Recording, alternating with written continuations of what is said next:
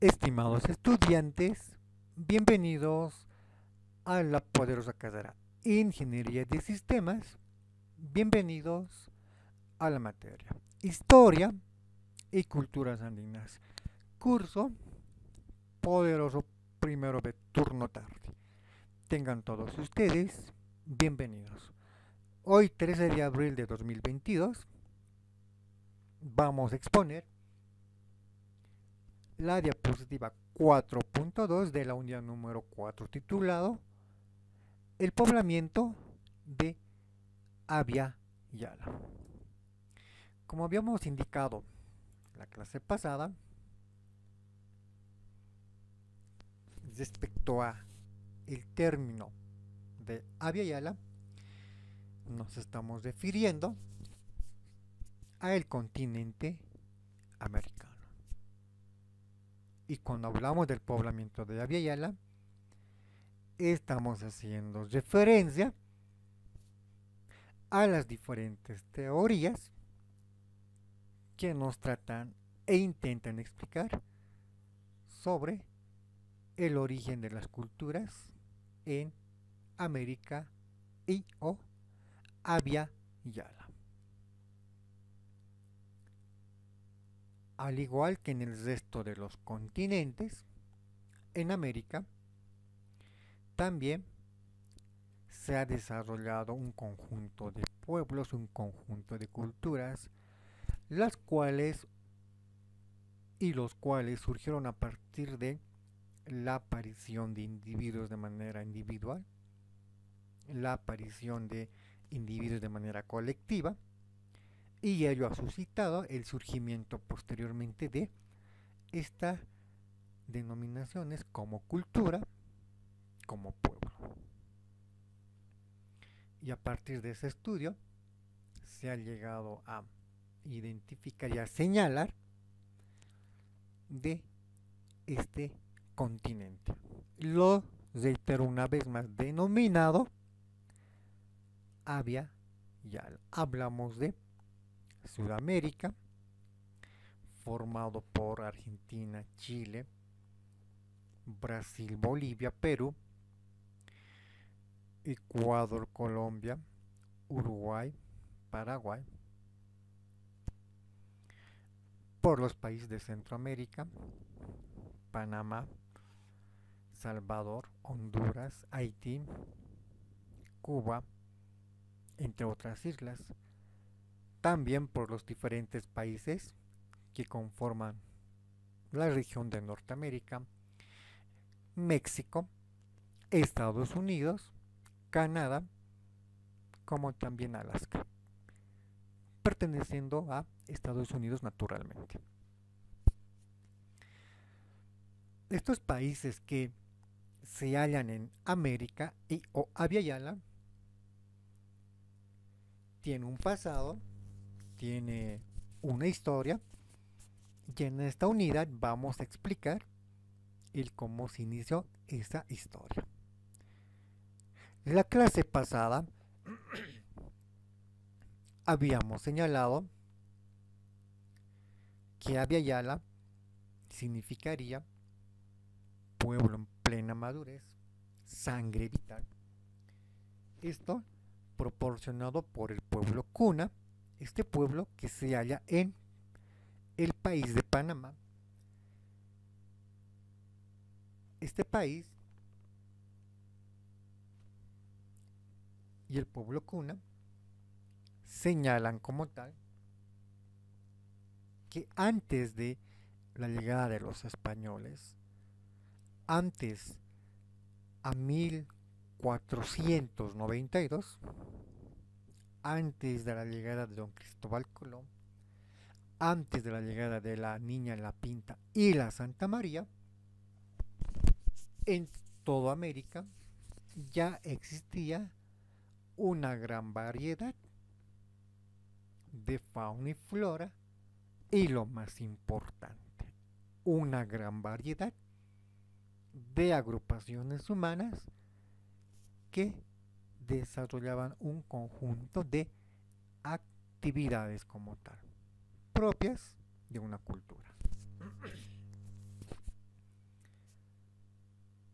el pueblo cuna señala que el continente, antes de recibir un nuevo nombre, antes de que se llame América, se llamaba Abya Yala.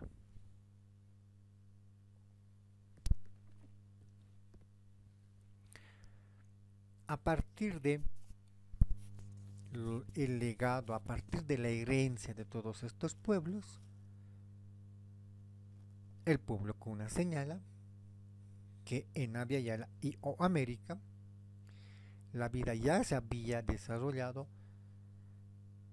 décadas, siglos y miles de años antes de la llegada de los españoles a Sudamérica, a Centroamérica, antes a la llegada de franceses, ingleses a Norteamérica.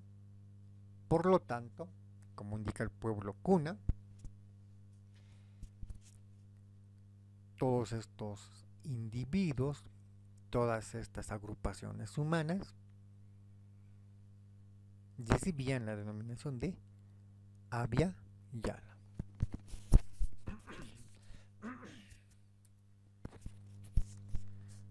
Cuando hablamos del poblamiento de Abya Yala y o América, es decir, el continente americano, estamos hablando básicamente de cómo habrían llegado las primeras agrupaciones humanas a Norteamérica, a Centroamérica y a Sudamérica, o como también algunas personas lo denominan, América del Sur. Para tal efecto, diferentes investigadores han armado diferentes modelos. Uno de ellos propone que en la última glaciación gran parte de nuestro planeta se habría cubierto por hielo, por nieve con bajas temperaturas, y esto habría ocasionado que algunas regiones de nuestro planeta llegasen a congelarse. La superficie continental de América, la superficie continental de Asia, la superficie continental de Europa, entre las más importantes. Y en ese sentido se hace referencia al estrecho de Bering, o como se lo llega a citar, Beringia como tal. Ese estrecho es el lugar de agua que une a un continente como Asia y a otro continente como América. Cuando hablamos de estrecho estamos hablando de algo parecido como el estrecho de Tiquina, formado por el lago sagrado Titicaca. Llámese San Pablo de Tiquina o San Pedro de Tiquina. Lo cierto que estas dos ubicaciones geográficas, estos dos puntos geográficos están separados por el lago Titicaca, por el estrecho. Algo similar es el estrecho de Bering o Beringia. El lago Titicaca tiene un largo de 3 kilómetros, metros más, metros menos, y el estrecho de Bering o Beringia tiene algo más de 87 kilómetros, casi 100, lo que separa el continente asiático del continente americano, y que en la época de los glaciares el nivel del agua habría bajado como unos 100 metros, al congelarse por supuesto, y este descenso de las aguas del mar de Beringia, y el congelamiento de la misma zona habría llegado a formar como una especie de puente que llegó a unir América con Asia. Y este puente, producto de los glaciares, habría sido utilizado por los animales de la denominada megafauna para pasar de Asia, de la Siberia asiática, a la Alaska de América.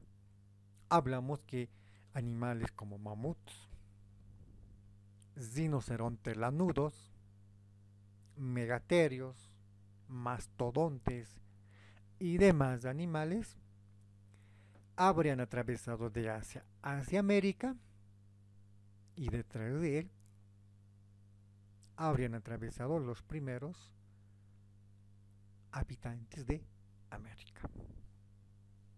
Esta es una teoría propuesta por Alex Herlika y es denominada teoría asiática. De esta manera, habrían llegado los primeros habitantes de otras partes del mundo hacia América. Paul o Paul Rivet nos muestra otra teoría, la teoría de la Polinesia o de la Melanesia, la cual nos da a entender que los primeros habitantes a Sudamérica habrían llegado de estos nativos de la Melanesia pasando el Océano Pacífico. Vale decir que los nativos de las islas de la Melanesia y la Polinesia, por vivir en el mar, en el océano, se habrían especializado en gran medida en la navegación, que esto les habría ayudado a adquirir un conocimiento que les permitiera poder llegar hacia América del Sur.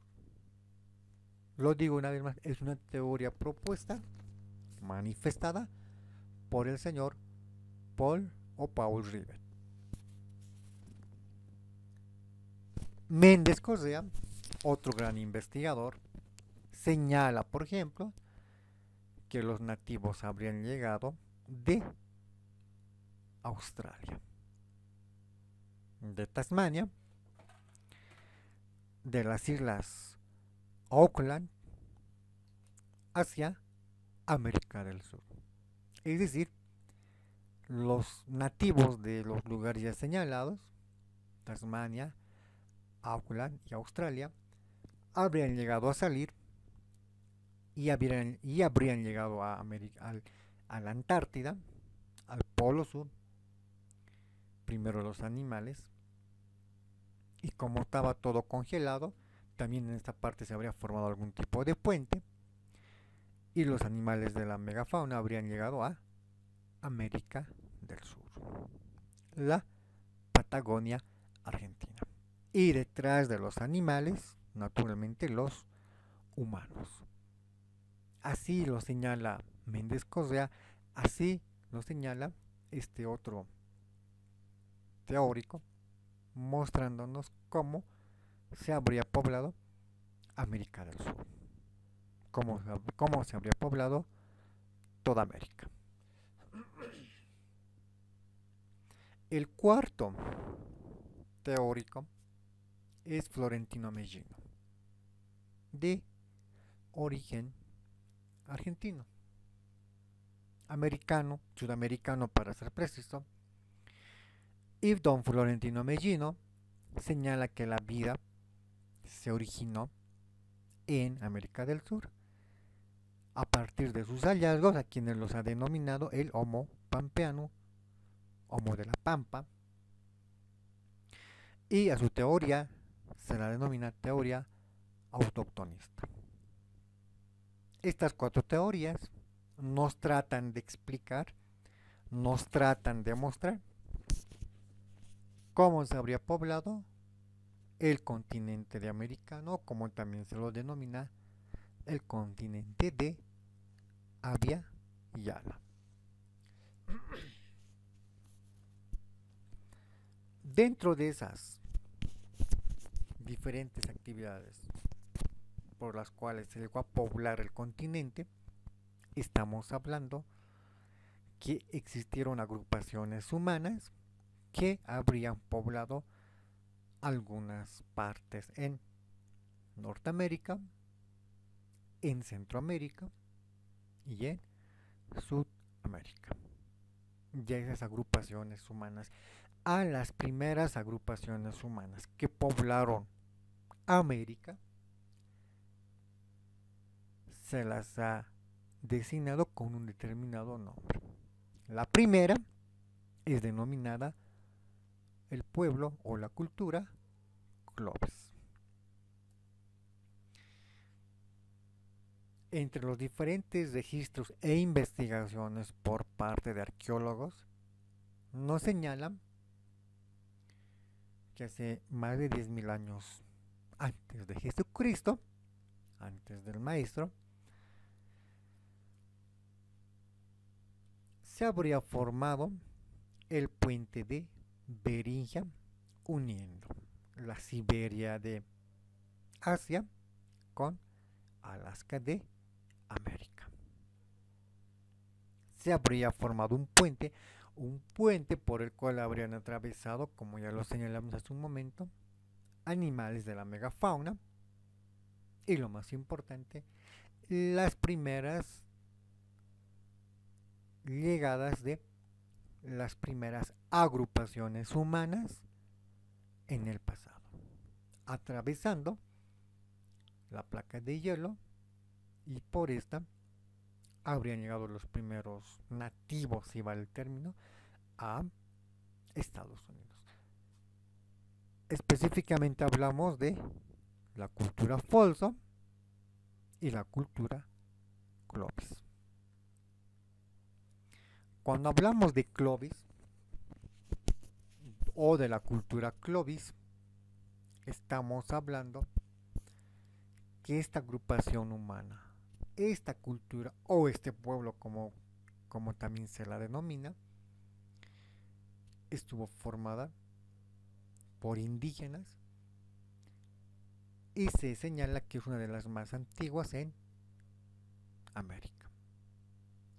A partir de los restos óseos de sus habitantes y de su posterior análisis, método de datación como carbono 14, cuyos resultados han mostrado que los habitantes de Clovis tendrían una antigüedad de 13.500 años de vida antes de Jesucristo. La mayoría de estos hallazgos se habría desarrollado en la década de 1950, a mediados del pasado siglo XX. Estos grandes hallazgos, estos descubrimientos acerca de esta agrupación denominada hoy en día Clovis, señalarían la teoría del poblamiento tardío del continente denominado Abya Yala y o América.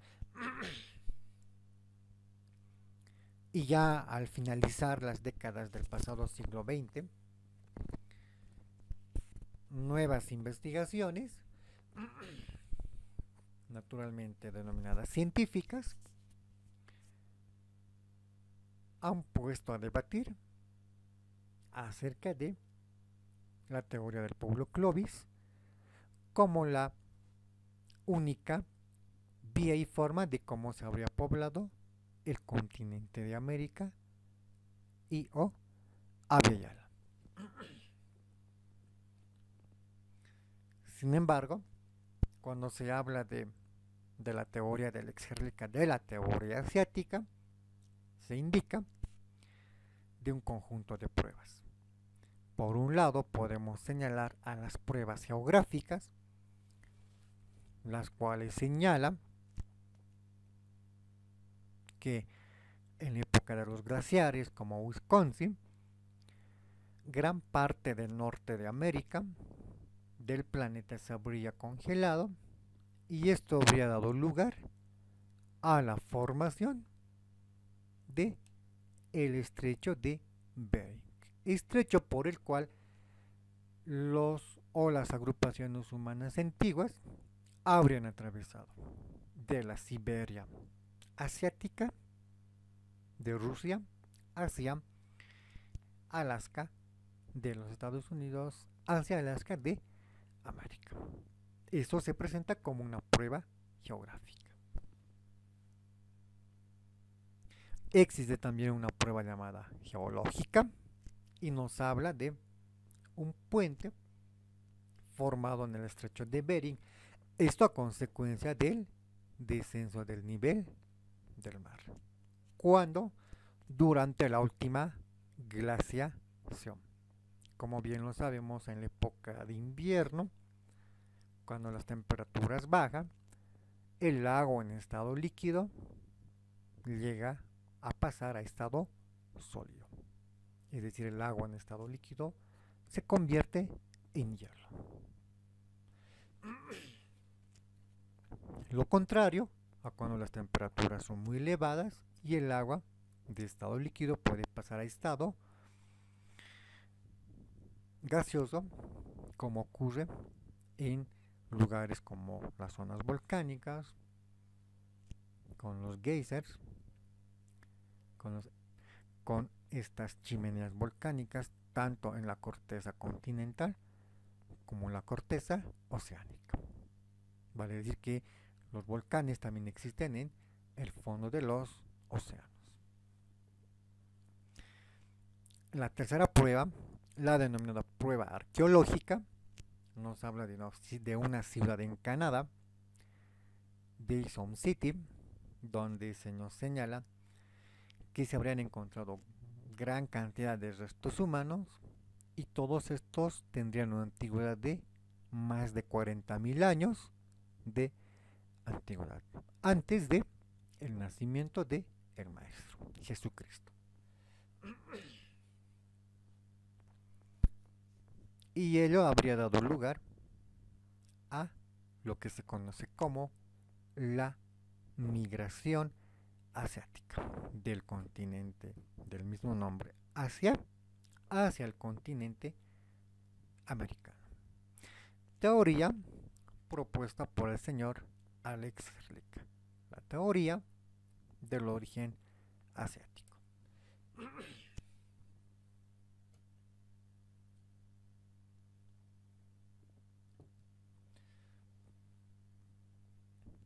Un hecho importante que se debe rescatar está en alusión, en la importancia a que estos hombres en la prehistoria, porque estamos hablando de la prehistoria cuando aún no había escritura, se han caracterizado por ser nómadas, es decir, que se la andaban viajando de un punto geográfico a otro punto geográfico. Lo que quiere decir, como nos muestra la imagen en la parte superior de la izquierda, se la pasaban viajando durante el día de un lugar a otro lugar. Nómadas, y que por las noches, como nos muestra la imagen superior derecha, estos nómadas se dedicaban a construir aldeas improvisadas, utilizando ramas de los árboles,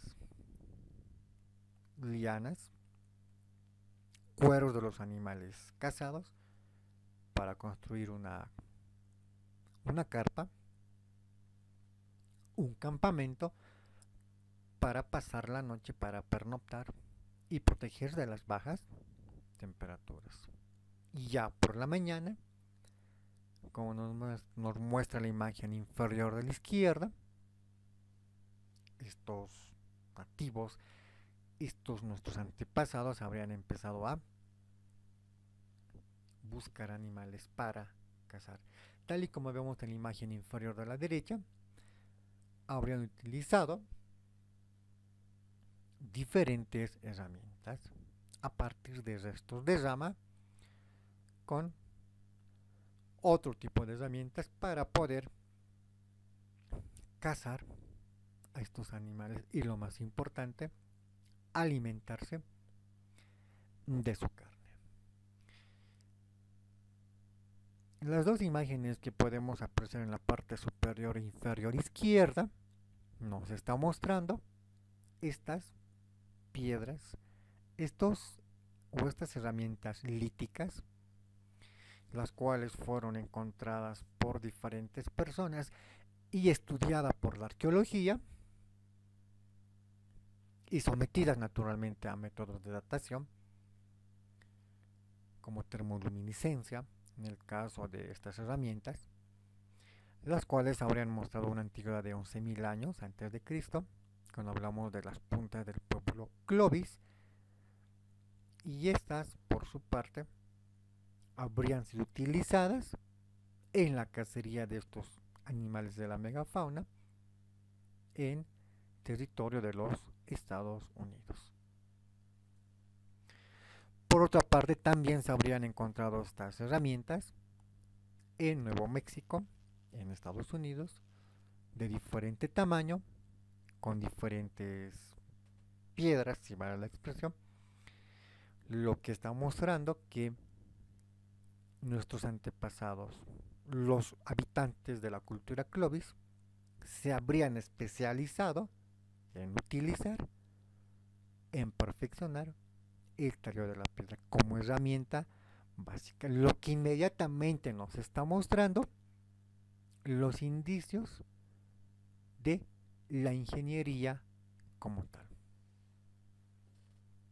Es decir, que también con el pueblo Clovis la ingeniería habría llegado a manifestarse con el tallado de estas herramientas en el pasado, específicamente hace 11.000 años antes de Jesucristo.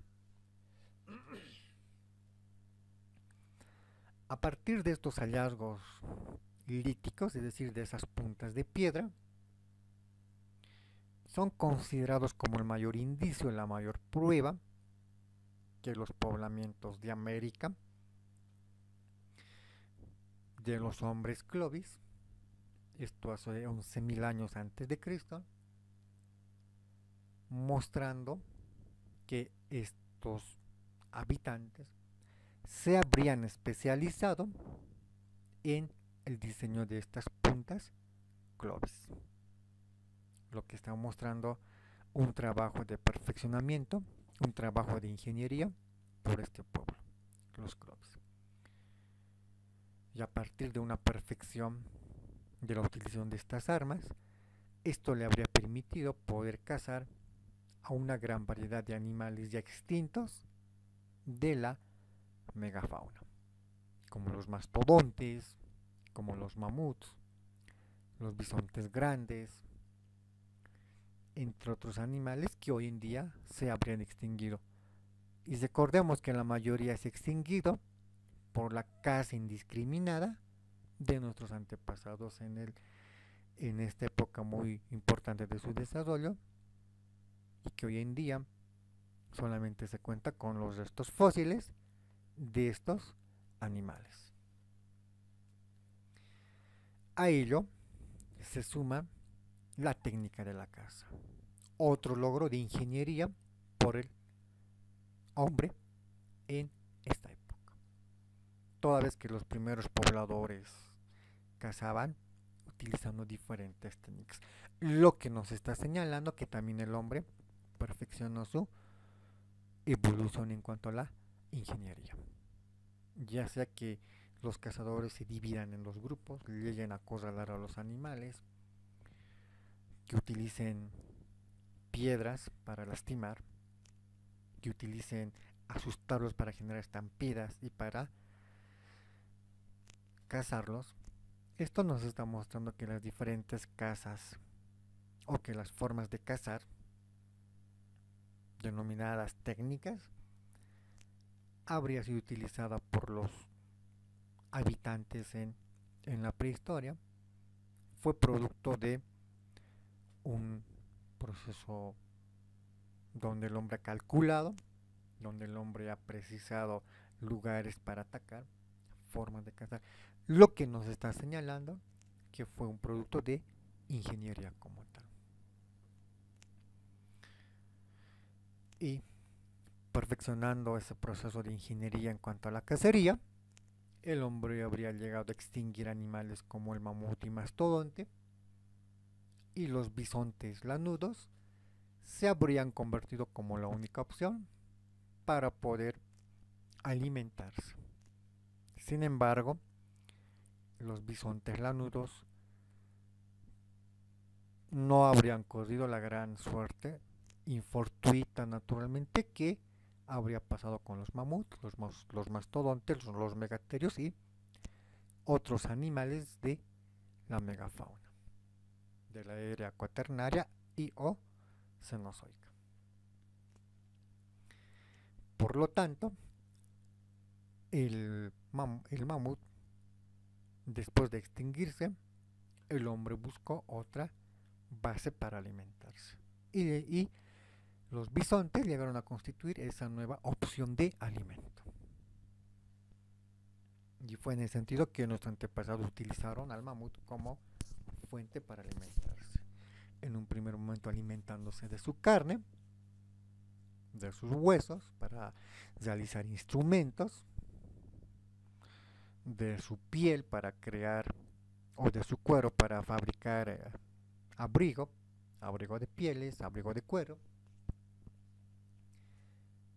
constituyéndose el bisonte como un elemento importante en la supervivencia o sobrevivencia del hombre en esta época. Y a partir de ese proceso, el hombre Clovis o el pueblo Clovis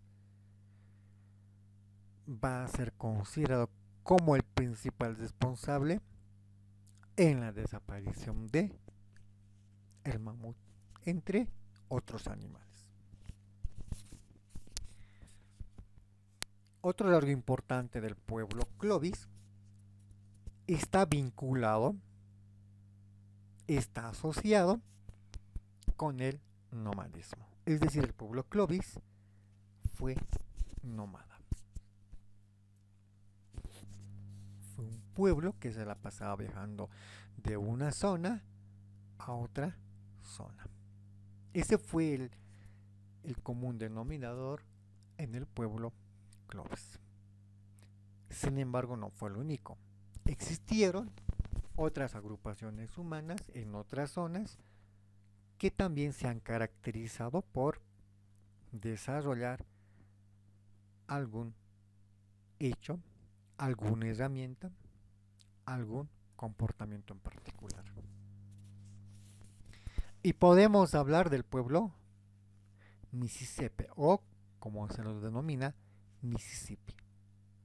Mississippi, que significa gran río o padre de las aguas,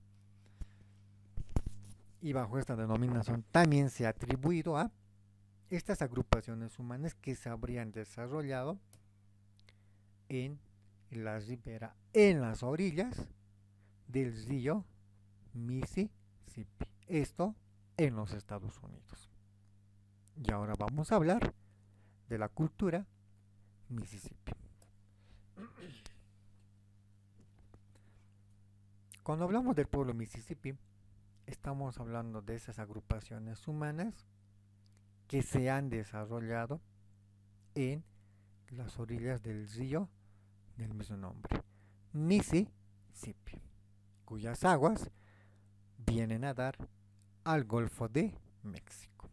Esto en los Estados Unidos. ¿Por qué importante es hablar del pueblo Mississippi? Porque este pueblo, a diferencia del pueblo Clovis, se ha destacado por otro tipo de actividades como la pesca, toda vez que este pueblo, el pueblo Mississippi, se habría ubicado y habría desarrollado sus actividades sobre las orillas del río Mississippi. Esto le habría permitido poder contar con una gran variedad de peces en el río Mississippi. Y entre los grandes logros de ingeniería del pueblo Mississippi se cuenta, por ejemplo, el diseño de sus casas en túmulos de tierra. Otro gran logro de ingeniería fue la construcción de muros, paredes, protegiendo toda la población, la aldea, la villa. Y esto para protegerse de los desbordes de las vertientes del río Mississippi como tal.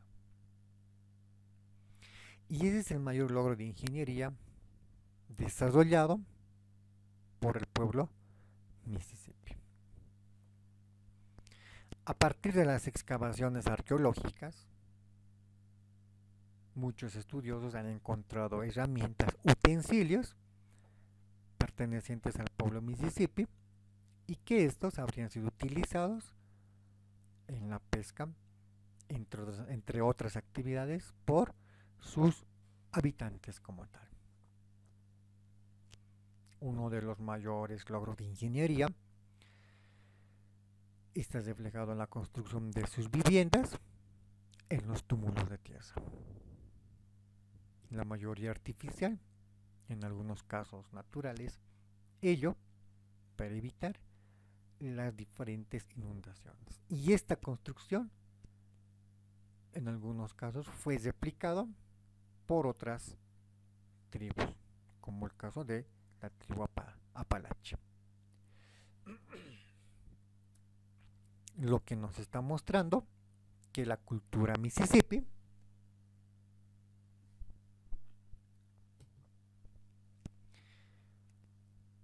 ha mostrado otro desarrollo, ha mostrado otro gran avance en cuanto a la ingeniería, construyendo sus muros, construyendo sus viviendas sobre túmulos de tierra o elevaciones, o pachetas, como también se lo entiende,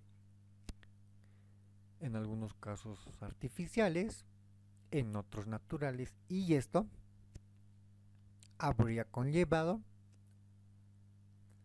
a una protección de sus habitantes respecto a el desborde de las aguas del río Mississippi. Como acontece en cada estación anual, en cada superficie continental,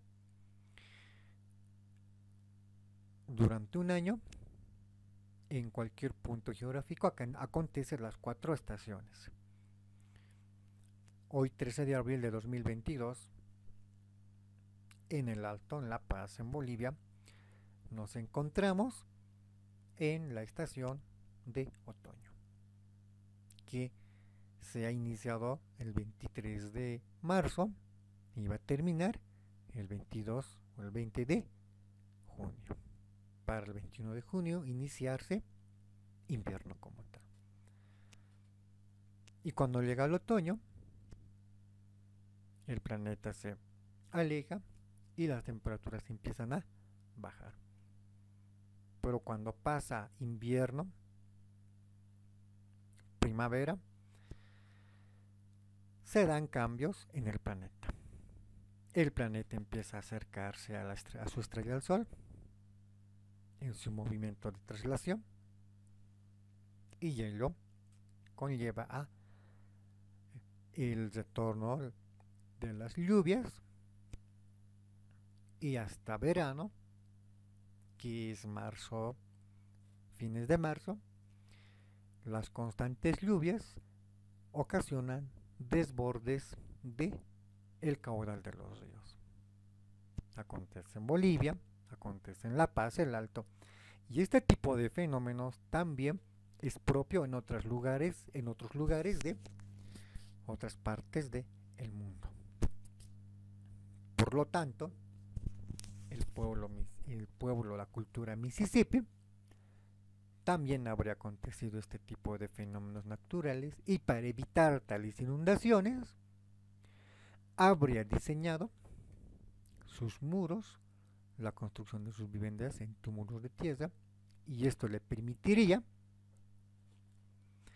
la seguridad de las personas en estas casas, en estas chozas, en estas viviendas, y asegurar la integridad ante estos fenómenos naturales. Eso se considera como un gran logro de ingeniería por parte de los habitantes del pueblo o la cultura Mississippi.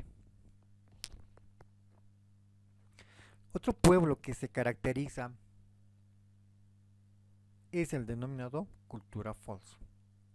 Similar al pueblo Clovis, la cultura Folsom se ha caracterizado por utilizar la piedra como materia prima. Ello quiere decir que el pueblo Folsom también habría utilizado la materia, a la piedra, como el elemento principal para el diseño de sus herramientas para cazar. A partir de estos hallazgos se ha diseñado por la arqueología las etapas de desarrollo cultural en América precolombina. En América o Abya Yala. Precolombina antes de Cristóbal Colón, antes de 1492. Se habla de un primer momento llamado paleoindio o lítico. Se utiliza el término indio a todos los habitantes nativos de América a partir de la llegada de Cristóbal Colón, a partir de la llegada de las tres carabelas, la Niña, la Pinta, la Santa María, a partir de la llegada de los españoles, 1492, cuando los españoles, después de ver a los nativos en América, nos confunden o los confunden a estos nativos con los indios de la India por algunos rasgos de similitud, por algún determinado parecido. Y a partir de ese concepto equívoco de comparación, españoles y demás europeos utilizan la denominación de indio para los diferentes nativos aborígenes de América. De ahí la denominación de indio, aunque el término es equívoco. Y bajo esa percepción equívoca, a las personas que vivieron entre 40.000, 29.000 y antes de 8.000 años antes de Jesucristo, se las ha denominado personas del periodo llamado paleoindio o lítico. Lítico que viene de piedra, paleo que viene de antiguo y lítico e indio de nativo significaría persona muy antigua, persona que utilizaba la piedra. Esto haciendo referencia a que nuestros antepasados en este lapso de tiempo, en este periodo, llegó a utilizar la piedra como materia prima. Y a los habitantes que vivieron entre 8.000 a 1.500 antes de Cristo, se los ha llegado a denominar habitantes del periodo arcaico. Arcaico por un conjunto de elementos que se ha ido desarrollando, que se han ido encontrando en este lapso de tiempo, 8.000 a 1.500. Y de 1500 al año 300 después de Cristo, del maestro, a las personas que vivieron en ese lapso de tiempo se los denominan personas del periodo formativo o preclásico. Y a las personas que vivieron entre el año 300 al 900 después de Cristo se las denomina personas del periodo clásico, donde estos habitantes van a tener una gran trascendencia por el desarrollo de actividades como la ganadería, como la agricultura, como la edificación de grandes templos. Y a las personas que vivieron entre el año 900 después de Cristo hasta 1492 se va a denominar periodo postclásico. A partir de un conjunto de hallazgos como la utilización de piedra en el Paleo Indio,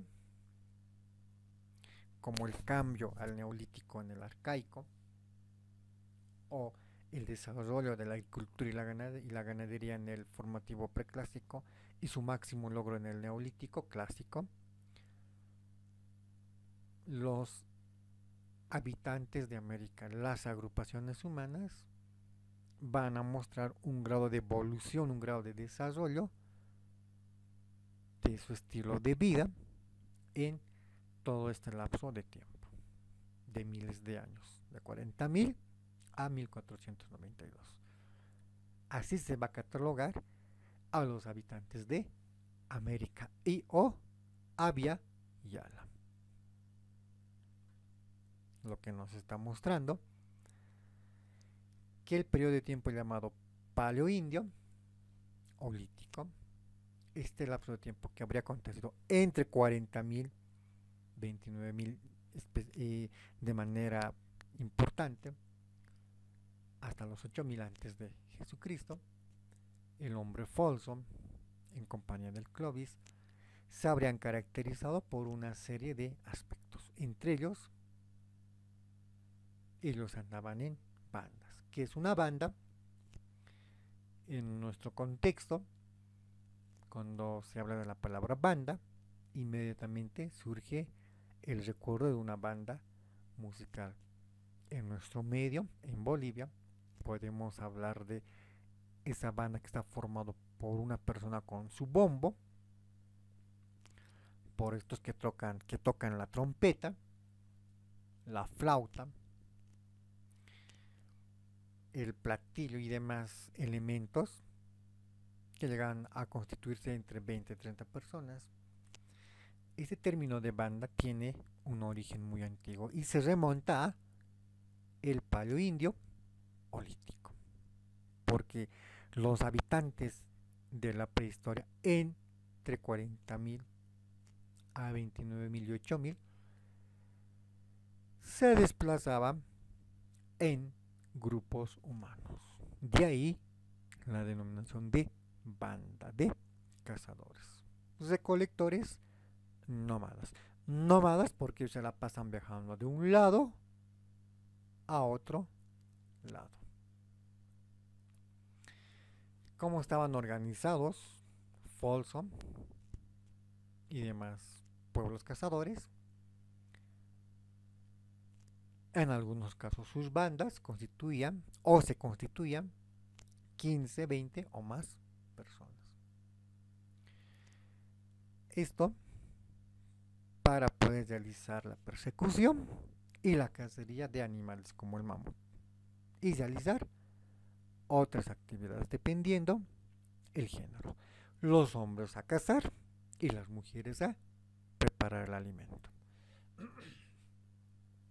Su economía estaba sustentado por el faineado de los animales que ellos cazaban, llámese mamuts, llámese rinoceronte lanudo, llámese bisonte, entre otros animales. A partir de los hallazgos de estos lugares denominados yacimientos arqueológicos, hoy en día la arqueología, la antropología, nos han brindado un conjunto de información que nos señala que en América, en diferentes lugares, se habrían desarrollado estas culturas en el pasado. Llámese Folsom, llámese Clovis, llámese Tihuacán, Cuardiria, la Uricocha, la Cueva Fel, la Cueva del Guitarrero, entre otros puntos específicos en donde nuestros antepasados se habrían desarrollado en América. En la imagen central inferior izquierdo podemos ver, por ejemplo, la cueva de Fel, en donde se habrían encontrado utensilios, restos de personas fallecidas, restos óseos, y su posterior análisis habría dado indicios cómo vivían, hace cuánto tiempo fallecieron, entre otros datos. Parte de los yacimientos arqueológicos como tal. Otro logro destacado está, por ejemplo, referido al periodo arcaico entre 8000 a 1500 a.C. Y en este momento, en este lapso de tiempo, se habría dado un conjunto de cambios por parte de las agrupaciones humanas. La adaptación como tal. Como bien lo hemos señalado durante clases pasadas, el planeta, desde su formación hasta hoy en día, 2022, 13 de abril, Semana Santa, el planeta siempre ha ido mostrando cambios atmosféricos, en algunas ocasiones son cambios producto de la actividad dinámica en el núcleo del planeta. No olvidemos que las placas tectónicas, que el manto, se encuentran en constante movimiento, y al igual que hace miles y millones de años en el pasado, como hoy en día, el planeta siempre se ha manifestado cambiante, y como lo dijimos en la era denominada cuaternaria y o neozoica, también el planeta pasó por una serie de glaciaciones. Y como todo inicio tiene un final, las glaciaciones también habrían llegado a un final, y ello habría obligado al hombre de su entorno a adaptarse. La pasada unidad habíamos hablado que el Homo neanderthalensis o el Homo neandertal se habría acomodado a la época de los glaciares. Sin embargo, al retroceder las glaciaciones, el Homo neanderthalensis tuvo que adaptarse a ese cambio, y ante ese cambio también surgió un nuevo Homo, el Homo sapiens, mucho más inteligente, mucho más diestro que el Homo neanderthalensis, y al no igualar tal capacidad de inteligencia, de destreza, el Homo neanderthalensis terminó por extinguirse. Y este tipo de cambios también le habría llevado al hombre de esta época a adaptarse a ese conjunto de cambios, de nuevos animales, de una nueva fauna, de nuevas plantas, de una nueva flora, y de la desaparición de algunas otras. Esto habría llevado a el surgimiento de algunas actividades, para algunos llamados la gran revolución neolítico, neo que viene de nuevo y lítico de piedra. Y estudios realizados de varios productos de este momento señala, por ejemplo, que el maíz tendría su origen, tendría su cuna en América. El trigo en Europa, el arroz en Asia, la papa en Bolivia. Hablamos de una gran variedad de productos, llámese yuca, camote, oca o cualquier otra variedad que no es más que el reflejo de la agricultura. Y precisamente este evento, esta actividad llamada agricultura, el cual se replica en la siembra y en la cosecha, meses después, fue una actividad que se habría desarrollado en el periodo denominado neolítico. Revolución neolítica, donde el hombre cambió la cacería por la domesticación de plantas, por la domesticación de animales, lo que le habría permitido a cambiar una forma de vida, a cambiar su organización. Es decir, las agrupaciones humanas, las bandas nómadas, se transformaron en tribus sedentarias y ya no viajaron, ya no se movían de una zona a otra zona, ya no se desplazaban de un punto geográfico a otro, ahora permanecieron en un solo lugar y empezaron a aparecer las diferentes aldeas en América con la sedentarización como tal. Y la actividad económica pasó de la cacería de mamuts, de la cacería de mastodonte, de la cacería del bisonte a la siembra y la cosecha posterior a la domesticación de diferentes plantas. Las armas de cacería se cambiaron por las herramientas de arado para mover la tierra, para cosechar el producto.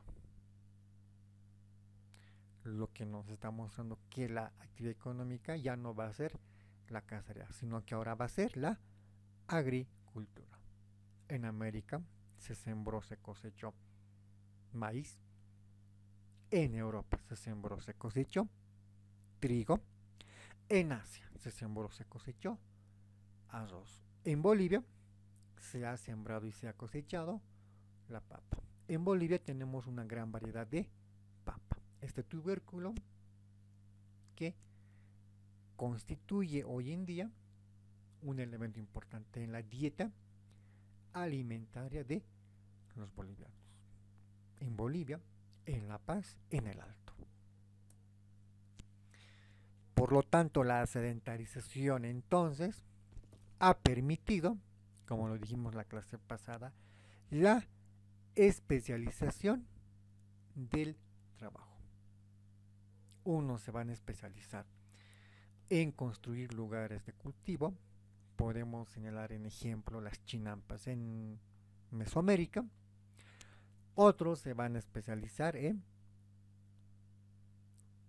el llevado de agua para irrigar los campos de cultivo. Otros se van a especializar en el cultivo como tal, la siembra. Otros se van a especializar en la cosecha. Esta actividad multidisciplinaria se va a originar con la sedentarización. En Bolivia podemos hablar de nuestras culturas como Vizcachani, una de las primeras, hablamos de 9.000 a 11.000 años antes de Jesucristo. Podemos hablar por ahí de Huancarani, de Chiripa. Estas dos culturas que se han caracterizado por desarrollar una gran técnica de ingeniería,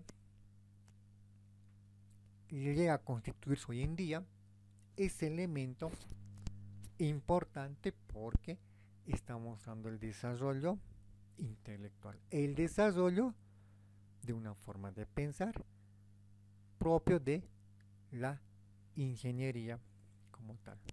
Y entre lo más importante, se habla entonces de América, de diferentes asentamientos agrícolas, no en 2022, sino hace mucho tiempo en el pasado. En Estados Unidos, en Canadá, en Alaska, en Mesoamérica, en Sudamérica, en todo el continente americano. Y Ohio y Ayala empezaron a surgir estos asentamientos humanos, cuya finalidad fue de desarrollar domesticación de plantas para luego surgir con una agricultura diversa, sembrando, cosechando maíz, trigo, arroz. En Bolivia podemos hablar de la papa, de la quinoa, lo que permitió después el surgimiento de las tribus, de las aldeas, de las villas y demás pueblos, lo que luego se traduce en culturas. Podemos hablar de los tihuanacotas, de Huancarani, Chiripa en Bolivia, o del gran imperio de los incas en el vecino país de Perú, de quien también formamos parte hace siglos en el pasado. Con esto terminamos la explicación el día de hoy. Tengan todos ustedes muy buenas tardes, muchísimas gracias, muy buena Semana Santa y un mil bendiciones. Muchas gracias.